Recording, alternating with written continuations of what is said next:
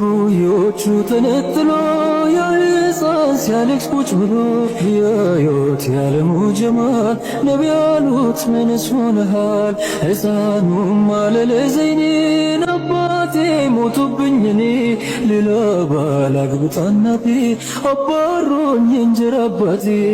ይህንን ብዙዎች ለምን እንደሚወዱት ታውቃላችሁ? ሃይማኖታቸው እንኳን ባይሆን ይሰሙታል፣ ያደምጡታል። ለምን? እስኪ ታሪኩን ላጫውታችሁ። ነብዩ መሐመድ ሰለላሁ ዐለይሂ ወሰለም አንድ ቀን ለይስ ሰላት ሲወጡ ልጆች ሰፈር ላይ ሲጫወቱ ነበር። አንድ ልጅ ተገንጥሎ ያለቅሳል። ረሱሉም ጠጋ ብለው ጠየቁት፣ ምን ያስለቅሳል? ከልጆቹ ጋር ስለምን አትጫወትም አሉት። ልጁም ረሱል መሆናቸውን አላወቀም ነበርና አባቴ ከረሱል ሰለላሁ ዐለይሂ ወሰለም ጋር ፊሰቢልላህ ወጥቶ ሸሂድ ሆነ፣ እናቴም ሌላ ባል አግብታ ባሉ አባረረኝ፣ ምግብ መጠጥ ልብስም ቤትም የለኝ። እነዚህን ልጆች ሳይ አባቴ ያላቸው ናቸውና አባቴን አስታወስ ሲል መለሰላቸው። ረሱል ሰለላሁ ዐለይሂ ወሰለም እጁን ይዘው በቃ እኔ አባትህ፣ አይሻ እናትህ፣ አሊ አጎትህ፣ ሐሰንና ሁሴን ወንድሞች፣ ፋጢማ እህትህ እንዲሆኑልህ አትሻም ሲሉ ያን ጊዜ ልጁ አወቋቸው። እንዴት አልፈልግም ያ ረሱላህ አላቸው።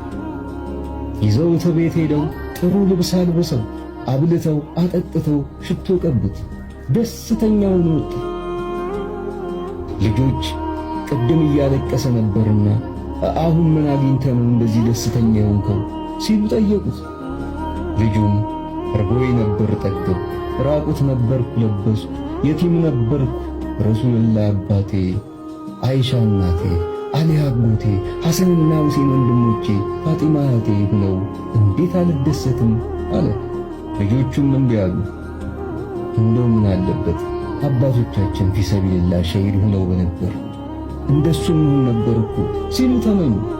ታዲያ ጊዜው ደርሶ ረሱል ሰለላሁ ዐለይሂ ወሰለም ወደ አሄራ የሄዱ ጊዜ፣ ወደ ዓለማቱ ጌታ የነጎዱ ጊዜ ልጁ አፈር ወደ ላዩ እየበተነ አለቀሰ።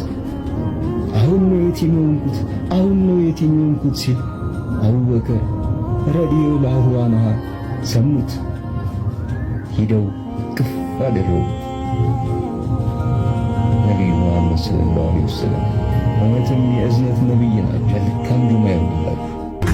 ከኩዮቹ ተነጥሎ ያሕፃን ሲያለቅስ ቁጭ ብሎ ያዩት ያለሙ ጀማል ነቢ ያሉት ምንስ ሆነሃል? ሕፃኑም አለ ለዘይኔን አባቴ ሞቶብኝ እኔ ሌላ ባል አግብታ እናቴ አባሮኝ የእንጀራ አባቴ።